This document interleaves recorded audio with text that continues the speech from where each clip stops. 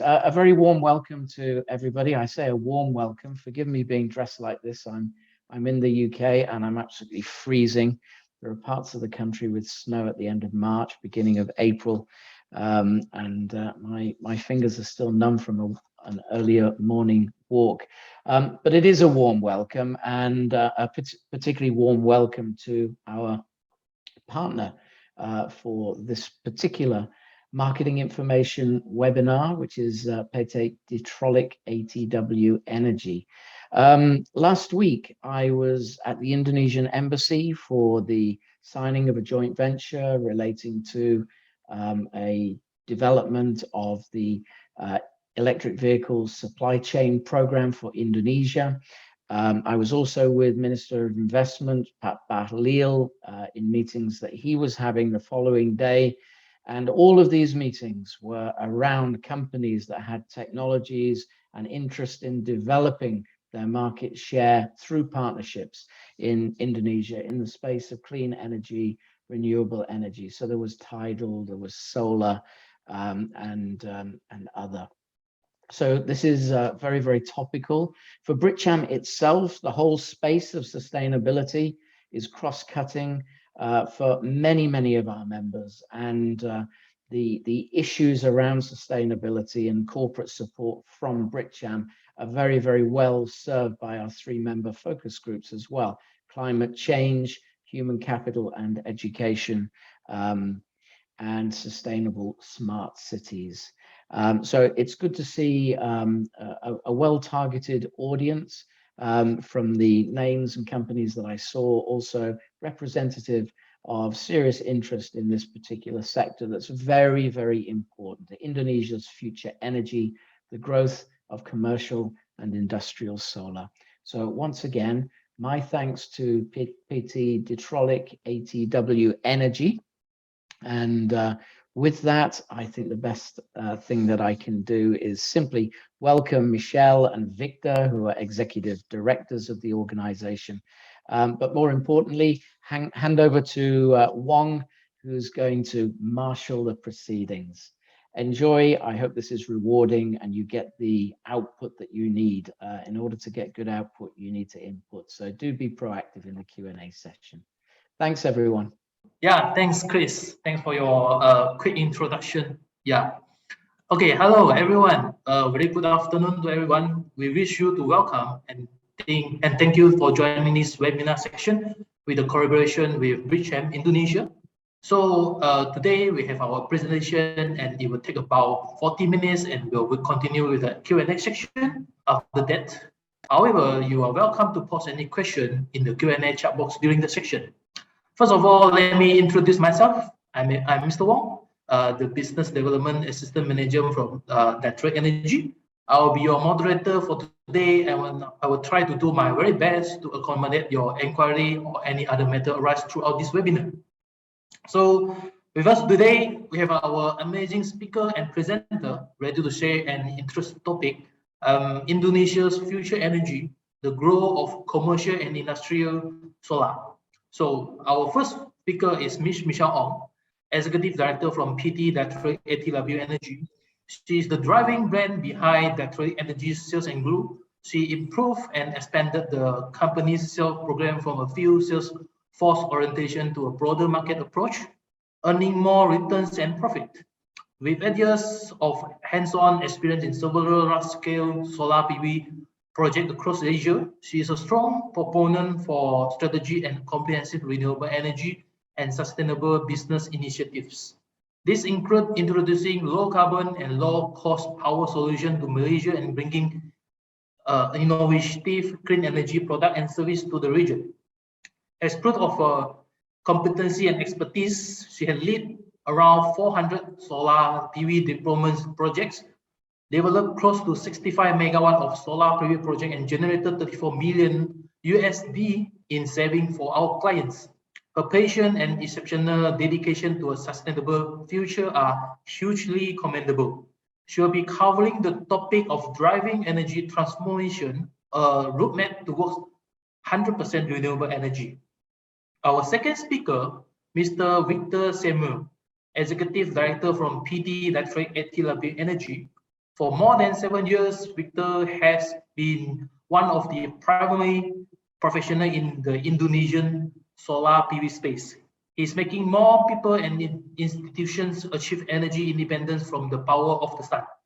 In the previous experience, he contributed to the field for REC Solar Pte. Limited as country sales manager for Indonesia and Vietnam.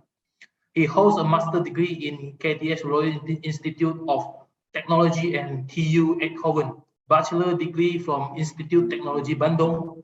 He lives in Jakarta. He will be then covering the topic of Indonesia's future energy, the growth of CNI solar. So without further ado, we welcome our first speaker, Ms. Michelle Ong. Over to you. Thank you. Thanks, Chris, for the opening remarks, and thank you all for the introduction. Okay, so today my topic is actually more of a regional background and a regional perspective, and I'll hand over the floor to you, Mr. Victor, my director, to actually zoom into the local context of Indonesia. Yep. So let us start. So we will start with why business want clean energy. So basically, there's a few main driving point of why business will want a clean energy. Most likely, it comes from the drive to change from a brown energy consumption economy to a clean energy or green energy economy, and also electricity and utility cost saving, which I will actually talk about more in the next slide or following slide. Yep. So next slide, please. Yeah. So basically, there are three main driver of why or that we observe why our commercial or industrial client wants a clean energy. First of all, is to create customer value.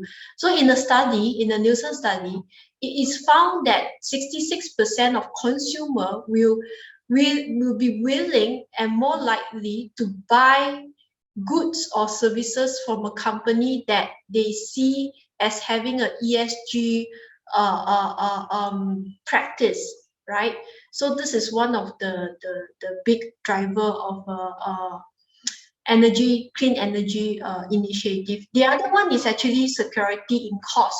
So basically, in renewable energy technology such as solar, in some parts of Asia, wind and even hydro, it actually enable the consumer to have a certain fixed cost of energy or fixed cost of generation.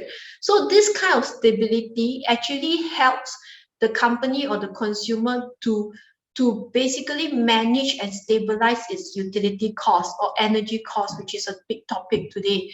So the other main point of why company likes to have clean energy is actually insecurity in cost.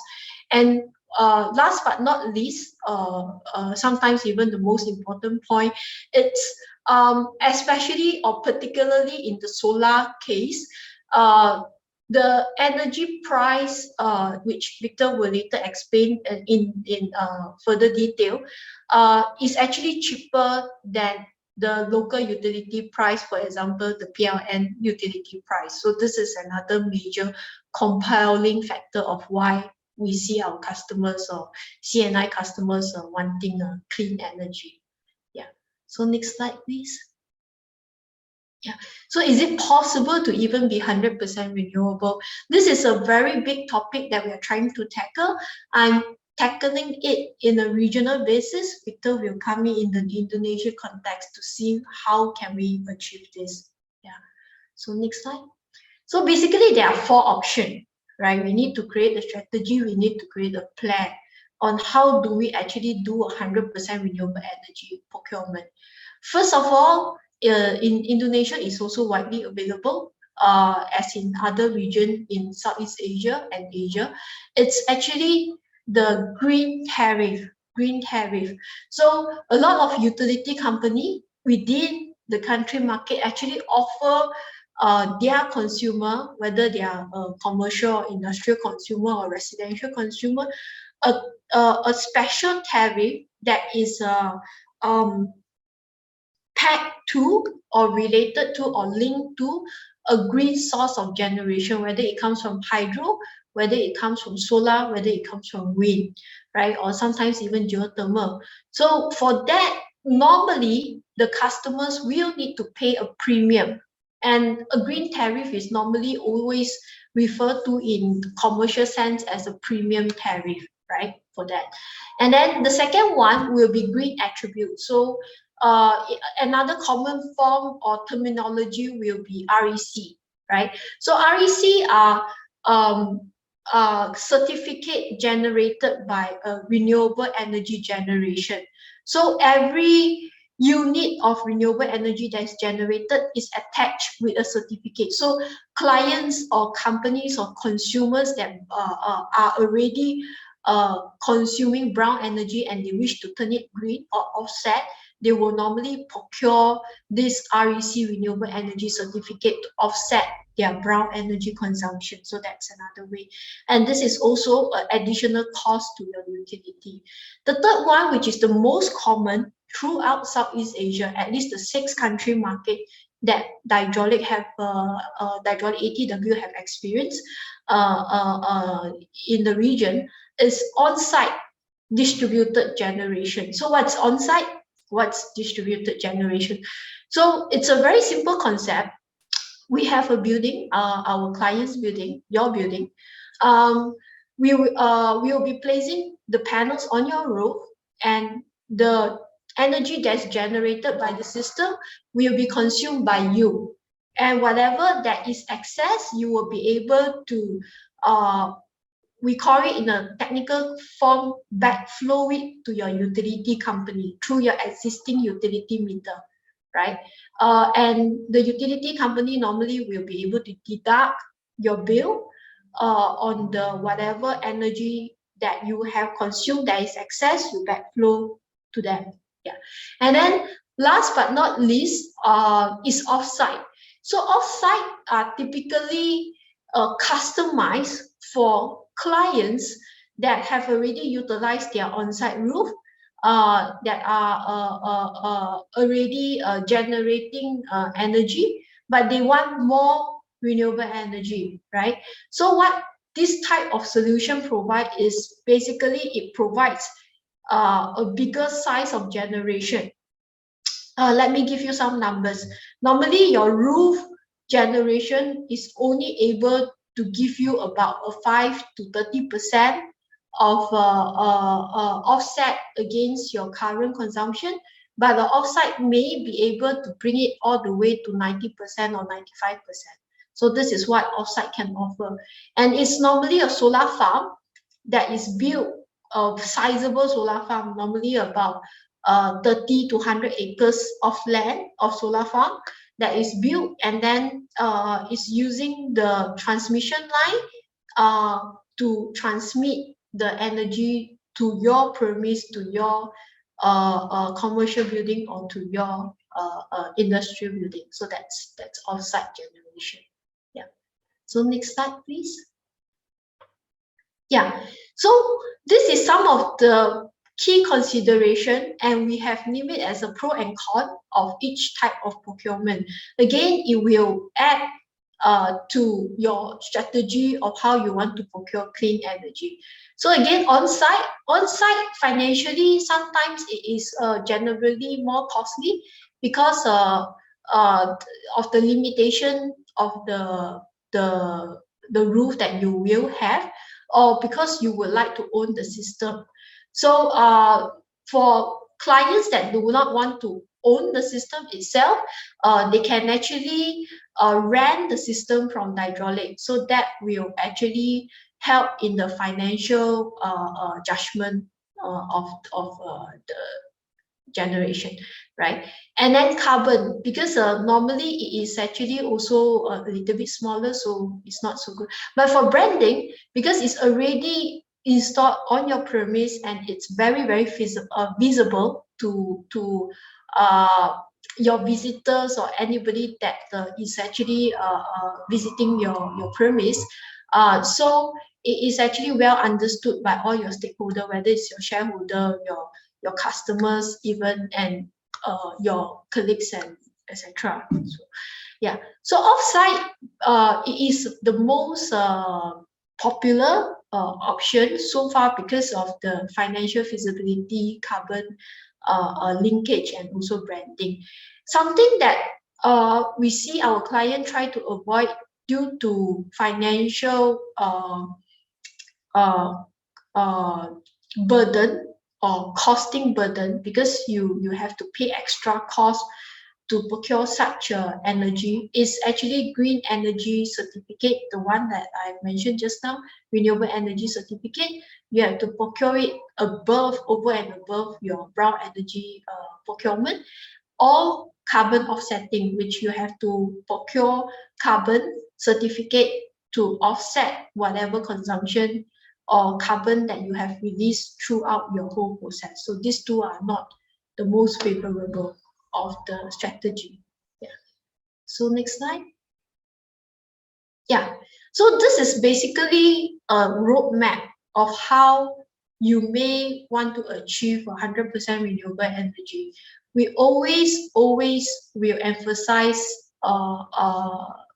that you start with the on-site energy generation within your own premise, because one is the cheapest. You can actually have a saving from your utility bill, meaning the energy rate will be cheaper than your utility company energy rate. Then only you move towards offsite. So offsite sometimes is able to cut a huge proportion of your energy. Offsites have its regulatory restriction. So in the country market that we experience, only Singapore and Philippines are able to do offsite. Other country markets have its challenges to actually adopt the offsite strategy, right? And then last but not least, whatever that you cannot cover, to reach 100%, you will tend to procure renewable energy certificate or carbon offsetting certificate. Yeah. So key consideration. What are the key considerations that we should look at? Number one, business model. Do you want to own the system, or do you want to buy the energy, or do you want to rent the system? So you need to be comfortable whether if it's you're going to own it, you need to do the O&M, you need to take care of the system, you need to tuck it under asset and liability in your balance sheet. You want to purchase the power where you don't own the system, but you can purchase normally a cheaper energy rate, or you just want to rent the system and let the system generate energy for you. So business model. Policy. A lot of countries' adoption are driven by policy. So in particular, in Indonesia, Victor will explain on what are the policy that will enable you to adopt renewable energy generation in Indonesia.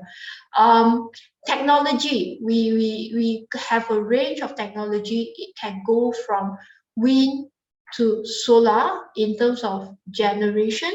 We can go for energy efficiency in terms of saving or cutting energy consumption. We can go for battery in terms of storage. So this is the full fledged of product that hydraulic ATW have to offer. So that's technology. And finances. So if let's say you choose to own the system, so what are the available financial institutions that are there to support you in procuring the system? But if let's say you do not want to own the system, you just want to purchase energy or do a rental, then you don't need to even be considering financing too much. Yeah, so that's that. Yeah. So next slide, please. Yeah. So now we talk about cost. So what are the cheapest cost? What is the medium cost? Mid-range cost, and then what is the highest cost? So again, the cheapest cost is within your premise, behind the meter. So normally you will still see a discount off your utility rate for the generation, right? And then medium costs are what I've mentioned. Offsite is only available in country markets like Singapore and Philippines that we service, mainly due to policy restriction issue for other country market. Storage. So on-site plus storage is still about medium cost because storage price have dropped tremendously over the past, I say, 5 years, that have enabled storage to be feasible today, not last year. So the drop was quite tremendous and quite fast paced. And energy efficiency. So instead of generating energy, you want to look at the opposite of the spectrum, which is saving energy. So that's also medium cost. And then highest cost, of course, it still goes back to green tariff.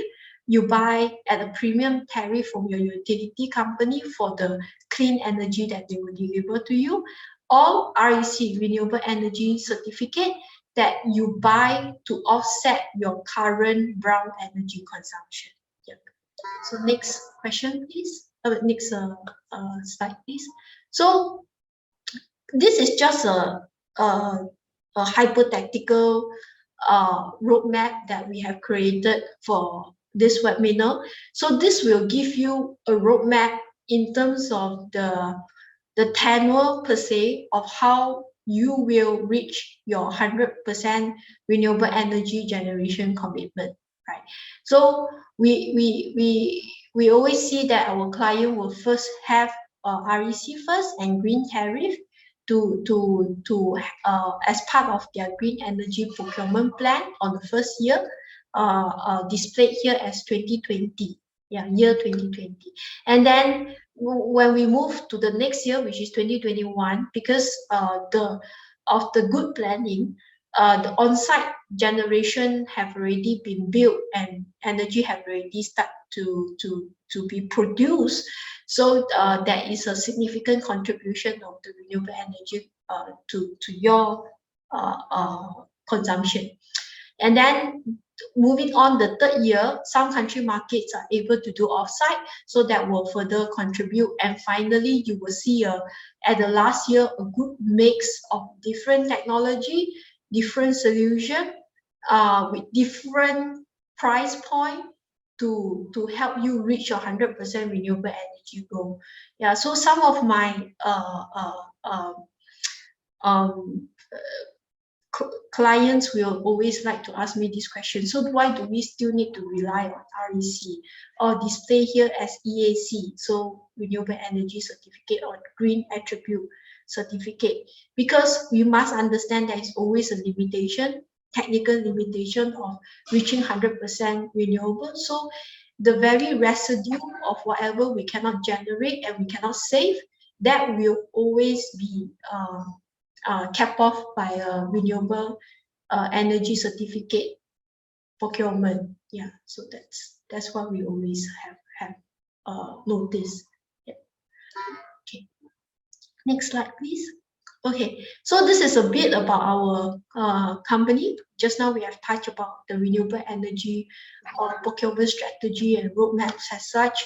So now, if I may spend some time to introduce our company. So we are Hydraulic ATW Energies. We are in Indonesia.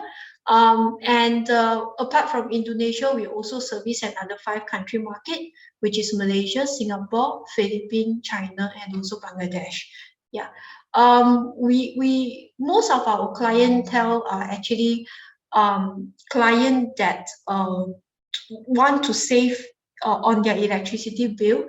They want to do something to cut their electricity costs, and also want to do something for the environment to reduce their carbon emission. So on the screen are some of the clientele that we service today, such as Singapore, Changi Airport, all the airports in Malaysia. We are the largest airport operator in the region in terms of providing renewable energy for the airports. And food companies and motor vehicle companies such as Volvo, Nestle, DSM, etc. Yeah. So next slide, please. Yeah, and this is the solution that we can actually offer to help you, to assist you, to support you in your renewable energy journey, or your net zero journey, sorry. So we have a whole entire loop of solution which consists of Sunlease and Energreen, which is on-site and off-site generation, renewable energy generation. Green certificate, we have a limited quantity of green certificate because this certificate we do not procure from third party, but most likely certificate that are actually produced from the renewable energy assets or solar farm that our group have owned today. Yeah, so those solar farm that is producing energy and producing the certificate. So it's limited in quantity. And then storage, which is presented here in annual pack battery system. Enerwind, it is actually wind energy, and we are it's very localized, locational, sensitive, not like solar, because solar everywhere there is a sun irradiation, but wind some location said to say do not have a strong or stable wind strength. So that is where we only are able to deliver this solution in limited regions such as Bangladesh or China. And then we have EnerSafe, which is actually energy efficiency. This is also one of the most popular solution because it's energy efficiency. It can be adopted through all types of building, whether you're commercial or industrial building. Yeah. So next slide, please. Yeah, so this is actually a 3D representation, just in case the last slide was a bit dry. So we have, again, it's the same product, Sunlease and Sunmax, which is basically solar panels on your roof or on your car porch, or even on a retention pond that you may have within your premise if you have some processes and all that. And then EnerSafe, which is energy efficiency, EnerPack, which is a storage system, and then Energreen, which is actually the off-site solar farm that I've explained just now, and also Enerwind. Yeah. Okay. So next slide. Okay, so this is the type of segment that have already adopted and embraced this solution. So it ranges from airports, Changi Airport that you see on the screen right now, educational, we call it infrastructure buildings that are very integral part of the local community, manufacturing, a lot of manufacturer because of cost cutting motive or drive, we want to adopt renewable energy generation, data center, defense, logistics, shopping mall, commercial building, even local government, and even utilities. So utilities that will want to have renewable energy contribution to their grid or who want to buy cheaper energy will ask the hydraulic to build the solar system and sell the energy to them. Yeah. So next slide, please. Yeah, so these are some of the case study we have displayed. This is actually in the country market of Philippines. It's 3 shopping malls, and we have built a solar system on their roof and basically generating much cheaper energy to them compared to their utility company. And then we have a system in Singapore, airports, data centers, defense, manufacturers and all that. So they each have different incentive to procure renewable energy generation. For example, the data center is because of the green effect. They really need to they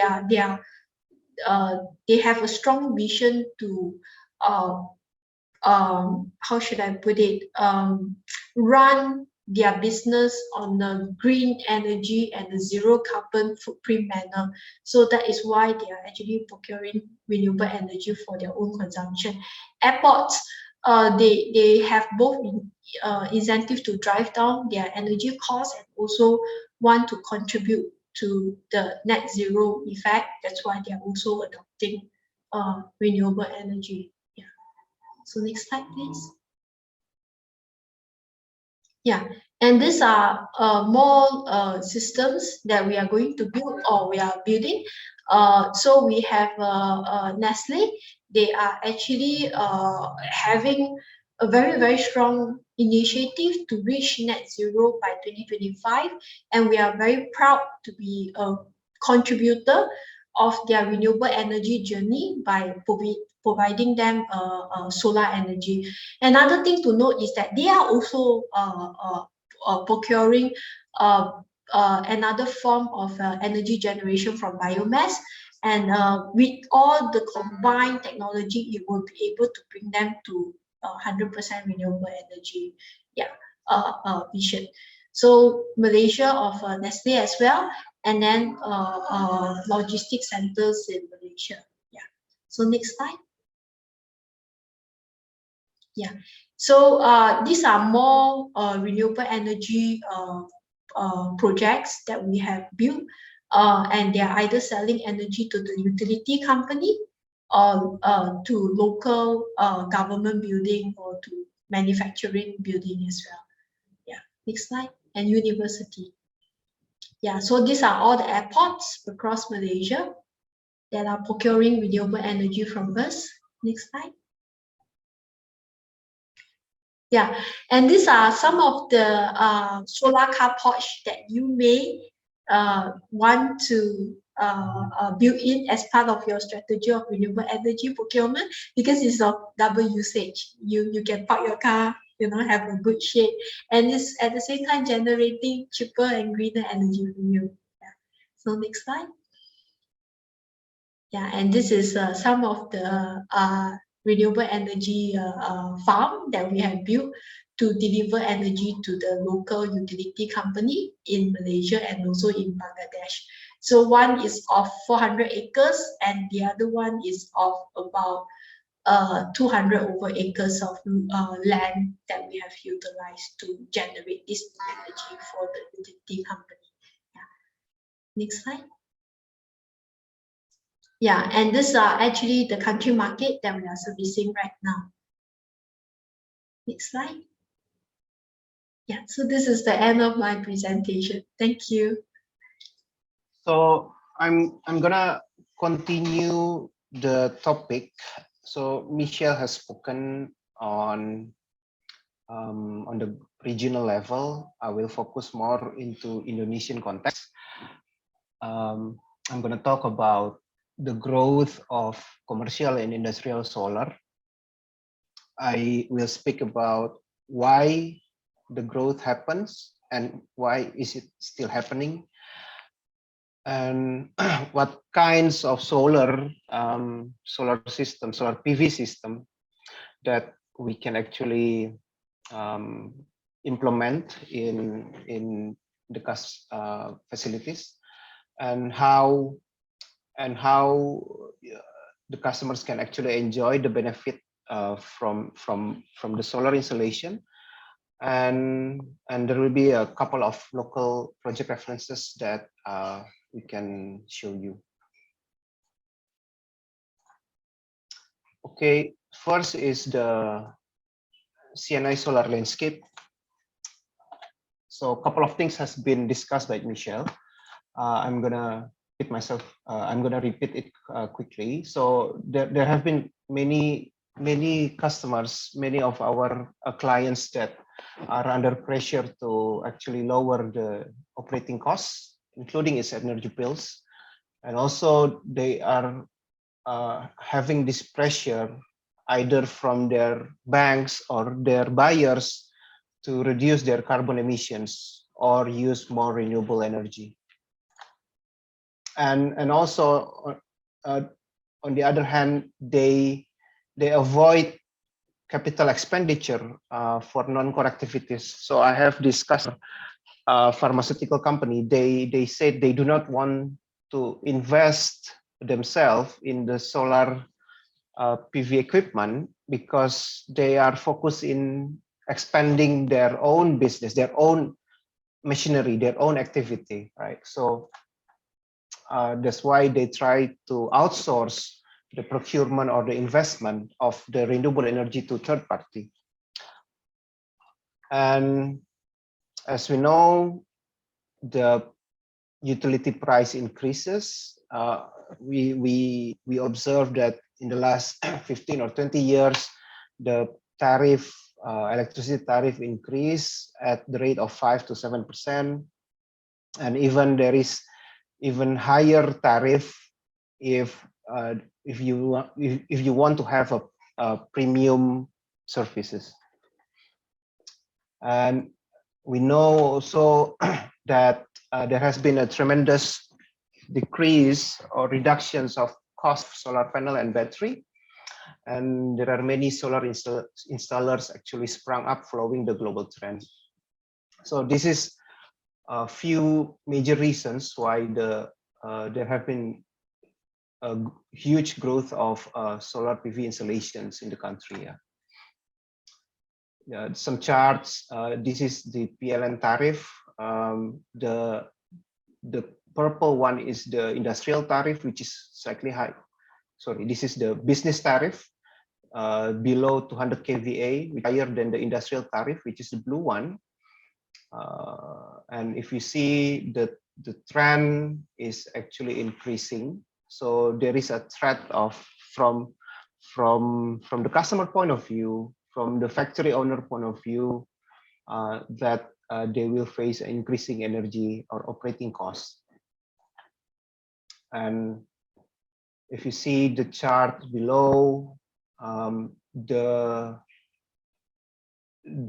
pink line is actually the cost of a battery, which reduced heavily in the last 5 years. And also the cost of solar in the last 10 years, you should see the downline trend that we are still experiencing until this year. Yeah, if you compare like 5, 7, 8 years ago, it's far reduced now, and it makes that solar is no longer can be purchased by the rich, but also by medium income people, if you talk about residential sector, and also not only the multinational companies that are now interested in using solar, but also more and more national Asian companies. There are increase of interest in solar. And if you see Indonesian government vision up to 2025, there is actually a vision for Indonesian energy share, renewable energy share, to become 23%. Now I think we are more or less about 10%, so we are still a long way to go. But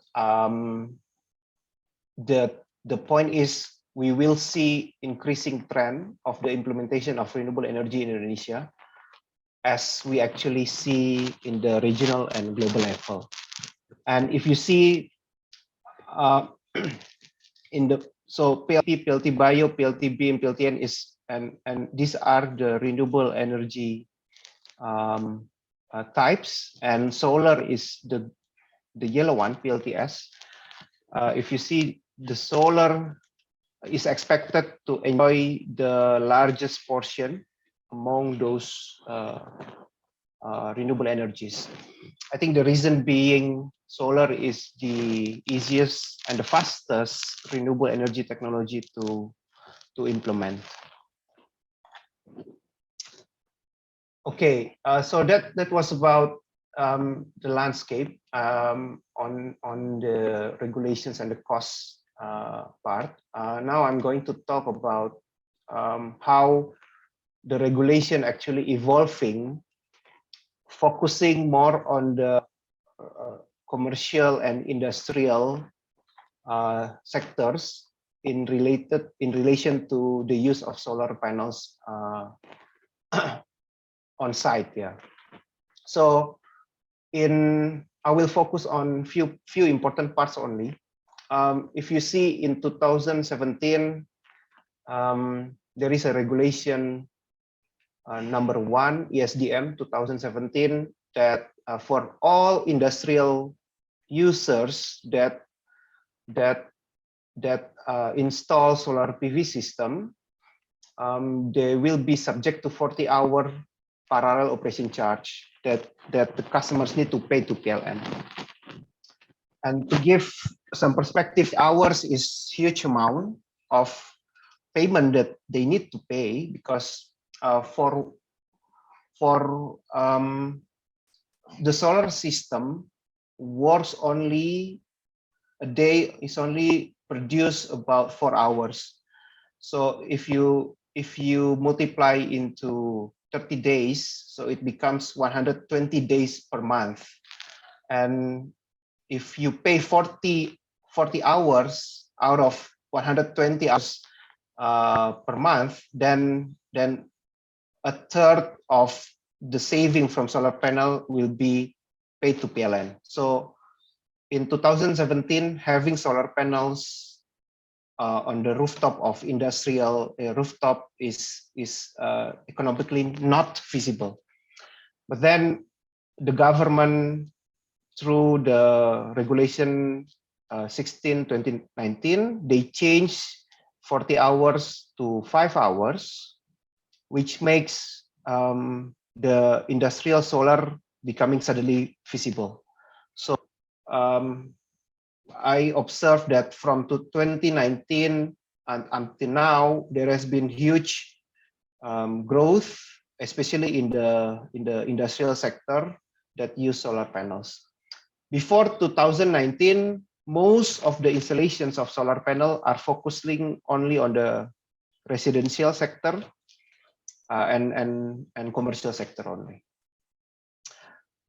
Okay, and the other highlight that I want to show you is the excess power. So, as you know, the solar PV actually works during the day when there is sunlight, and the brighter the sun is, the higher the power that it can deliver. So there might be some times where there is big enough power that can be produced by the solar power, but then there is minimum consumption on the consumer side, right? So if in that case, there will be some surplus of energy coming out from the solar power that is not used by the customer. And this kind of surplus energy or excess power can be actually exported to PLN grid. So you can actually send the electricity to PLN grid. In 2018, it is regulated that the surplus energy exported to PLN grid is accounted at 65% of the amount of energy. So if you have 100 kilowatt hour of surplus energy, then PLN will deduct your bill for about 65 kilowatt hour. So you give 100 and you get reduced for about 65. Then in the 2021, there is new regulation that changed that the export electricity is compensated by 100%. So this is a very good actually progress from the regulation side.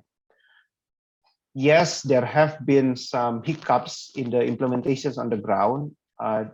This is because this is a fairly new regulation. This was supposed to be issued in Q4 2021, but then the discussion was delayed, and I think it was just formalized, I think just 2 months ago, if I'm not mistaken, yeah, sometime in February.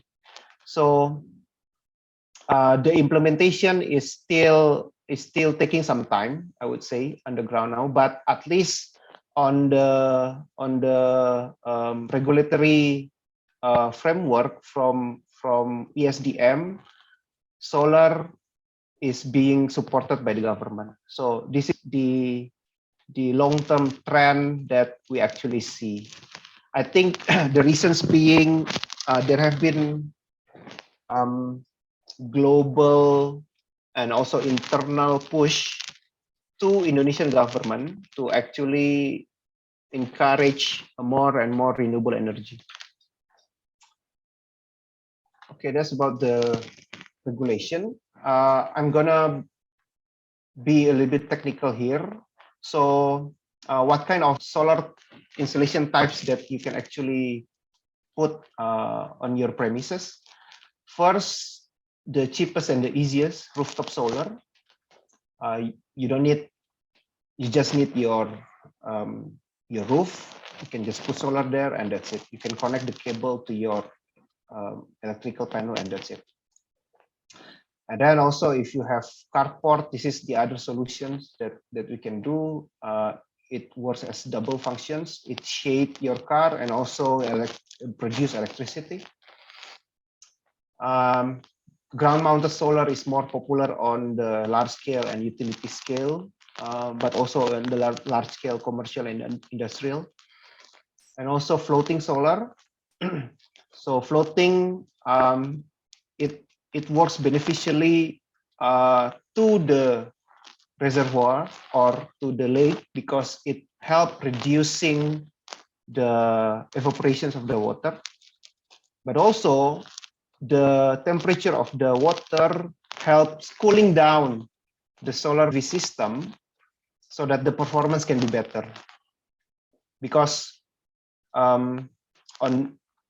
it's quite counterintuitive that the solar panel works actually better in a cooler temperature, not in the hotter temperature.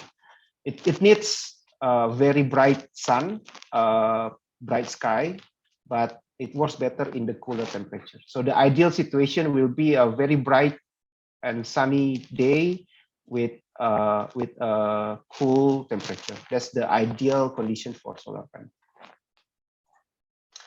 And from the electrical point of view, this is we call it on-grid system, the simplest and the easiest solar PV system that we can actually implement.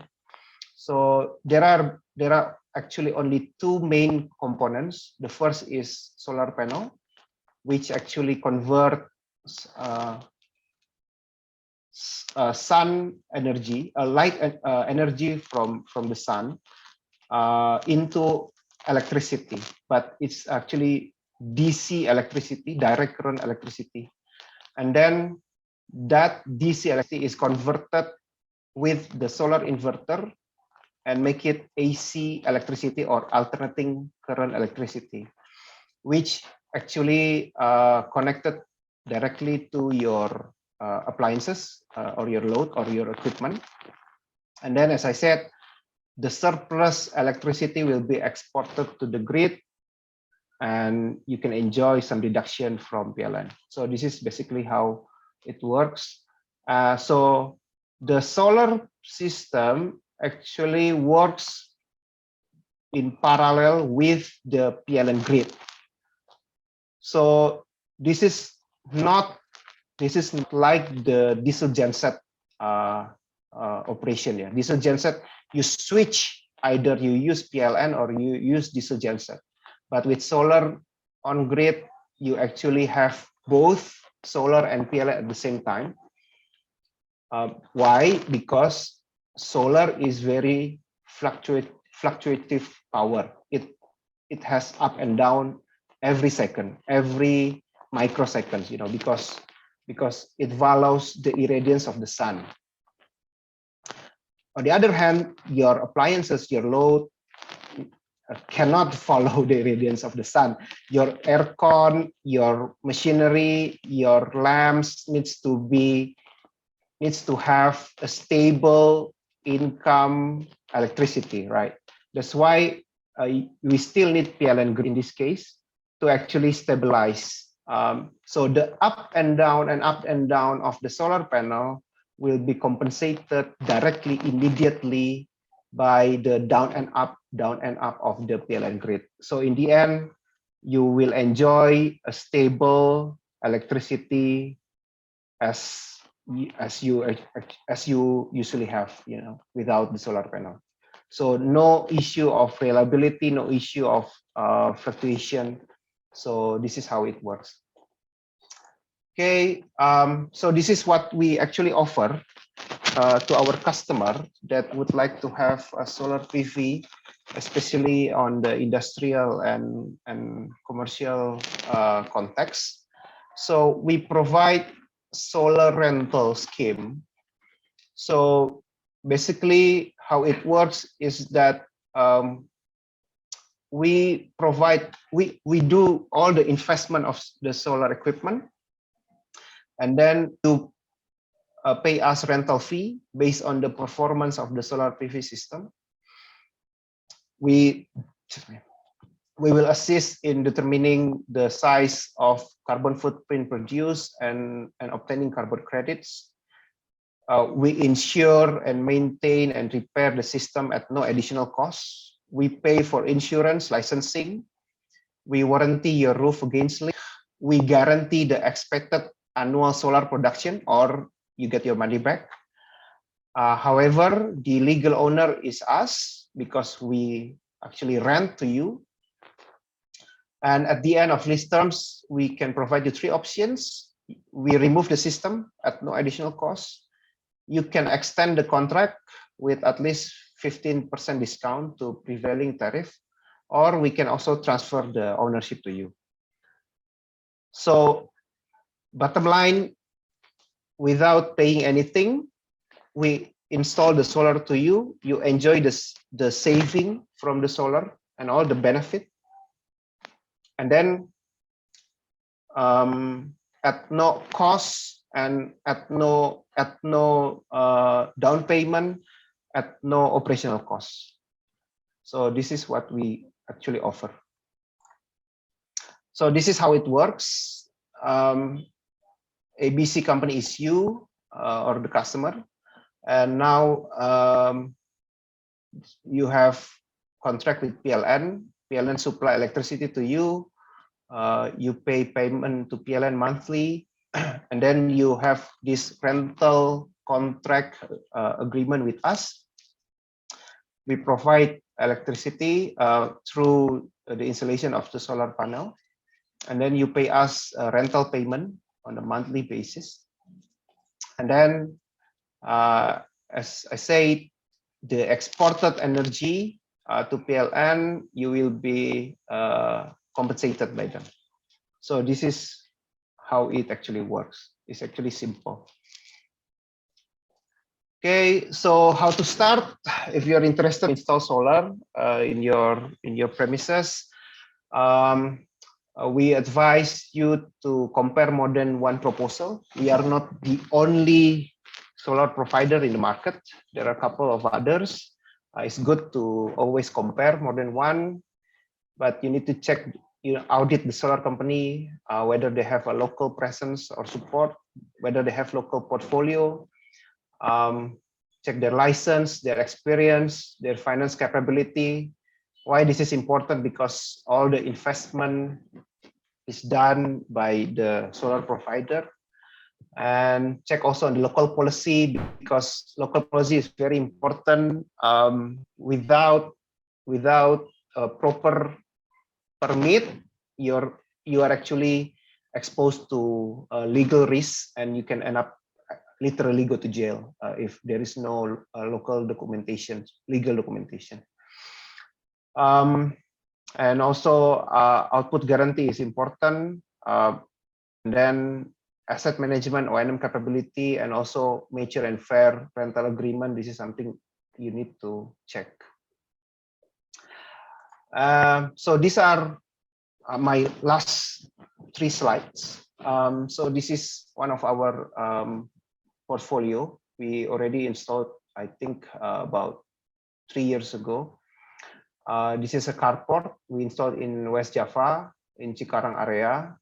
So this is the carport for the employee. This is the carport for the VVIP, and this is actually owned by Kalbe Pharma.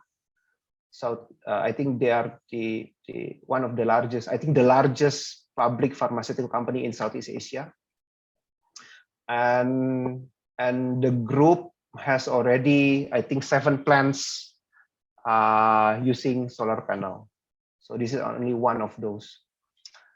And this is our other portfolio, Rindalan Pulp and Paper, April Group. They are, I think, one of the largest pulp and paper company in Asia, and this is about 1.35 megawatt they installed on above. This is actually a landfill. So below this field, just I think 30 centimeters below, there is industrial waste. So they cover it with some kind of membrane and put it some soil on top of that, and they put solar panel. So they want to show that they are going green to have solar panel, and they plan to have at least I think 20 megawatt in the next few years after this project. Yeah. And this is our latest edition. We just actually launched our kickoff meeting with them, Soho Global Health. So they are leading global healthcare company, and we are installing about 1.3 megawatt in East Jakarta, Gadung. They actually have this zero capex option with us, with long-term lease scheme, and I think it's gonna commission sometime in Q3 or Q4 this year. And with those slides, I end presentation. I thank you very much for your attention. I welcome question and answer. Thank you. All right. Thank you very much to all of the speakers for the informative sharing. We hope that the presentation will give you an overview about our program and solution to help your esteemed organization. I'm sure most of you are keen to be more engaging in our next section, which is a Q&A section. We try to answer some of the questions, but however, some has not been covered. So yes, let's look at the first question. What are the challenges when shifting from conventional to renewable energy? So I guess Ms. Michelle, you will be able to answer this. Yeah, sure. Thank you.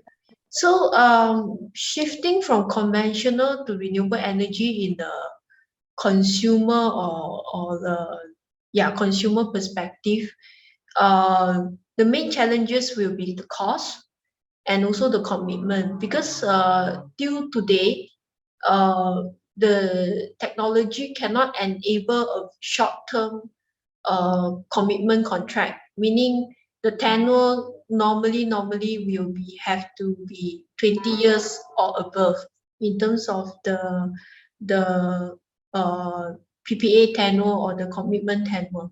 The other one will be cost. We are seeing a lot of encouraging data, and especially in Indonesia, where we are getting more competitive in comparison of our energy price to PLN or the utility energy price. But again, the differences is not huge per se. It's about 10, at most 12 to 15%. So this is some of the main challenges a consumer may face when entering into renewable energy adoption. Yeah. All right. Thanks, Ms. Michelle. So we come to the next question. So a gentleman is asking, he do like the idea of using solar panel in Indonesia, but however, he is actually questioning whether humidity will play part of the solar panel to reach the maximum power, and how much will it affect the efficiency as well. So I think Mr. Victor, you'll be answer this question. Okay. Thank you, Wong, for the questions. So yes, humidity plays a major part in the solar panel performance, and I would say degradation rate.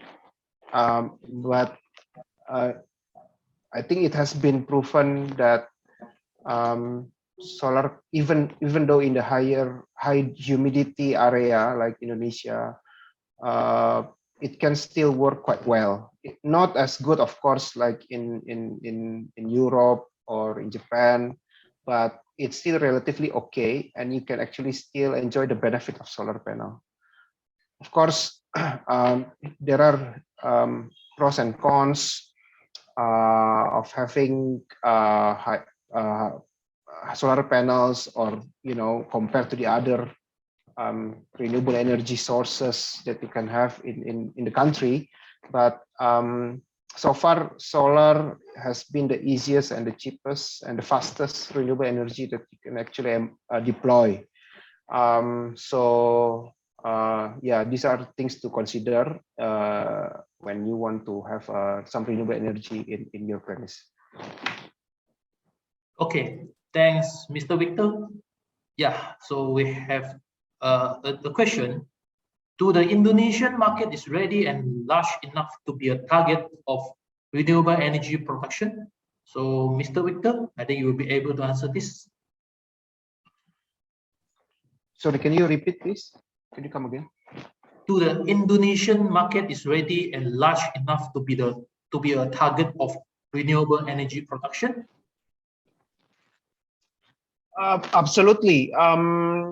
When we talk Indonesia, Indonesia is like 270 million population right now, so it's much larger population than I think Malaysia, and Malaysia even has more renewable energy, or at least solar implementation than in Indonesia. So Indonesia is actually still lagging behind. So if you see about demand and consumption, we have much more room to actually to play with. I think that's my answer. Okay, so thank you, Mr. Victor. So we have another question. Okay. How long is the minimum rental contract period? Ms. Michelle Ong, I think you'll be able to answer this question. Yeah, sure. I will give a few country market in comparison. The maximum we've seen is actually in Malaysia, Indonesia, China, which is 25 years. So in this country market, normally the client is able to procure the cheapest energy. But in country market like Singapore, where the tenure is only 12 years, normally the client will tend to pay much higher tariff rate for the clean energy, and also sometimes it may be even higher than the utility price. Yeah. Okay, thank you, Ms. Michelle Ong. All right, so due to the time constraint, I think we are allowed to have one more question to be answered. Okay. Can you share the obstacles that you face from the government or PLN while proposing the PLTS to the CNI? So, Mr. Victor, so I think you'll be able to answer this question. Sorry, come again. Can you share the obstacles that you face from the government or PLN while proposing the PLTS to the CNI? Yeah, there are a couple of obstacles.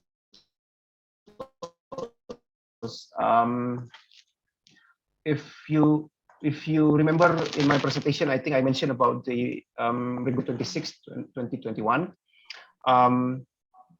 which is actually a good regulation for implementation of solar PV, but the implementation is rather facing some challenges on the ground level, because it's rather new regulation, and as far as we know, and as far as we experience also in previous regulation, it might take a couple of months until the PLN on the ground level can actually implement those the regulation. So I think I still remember when I was I think a couple of years ago, when the regulation of the net metering just launched, but it was the first regulation of the net metering. Until it actually reached PLN ground level understanding, it took me, I think, almost half a year until we can actually get the real implementations of the new regulation. Yeah, so I think that's what's happening now.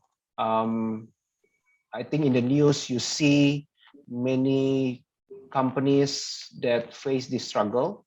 We are also face the same struggle, but we are discussing intensively with PLN on the ground level. We talk with their PIC, we talk with their managers on case-by-case basis. So if you are interested to actually install solar PV and you have this worry, talk to us. We can guide you and walk you through the process. And because there are a couple of administrative matters that you need to complete and to reply to send to PLN, to reply to PLN until this kind of approval and permits actually happening. So this is something that we can help with. So yeah, there are a couple of hiccups, but we can help you on that. All right. So thank you, Mr. Victor. So I am afraid that we are at the end of our section. It was an interesting presentation and explanation from Ms. Michelle Ong and Mr. Victor. So we hope that you will learn something from this section.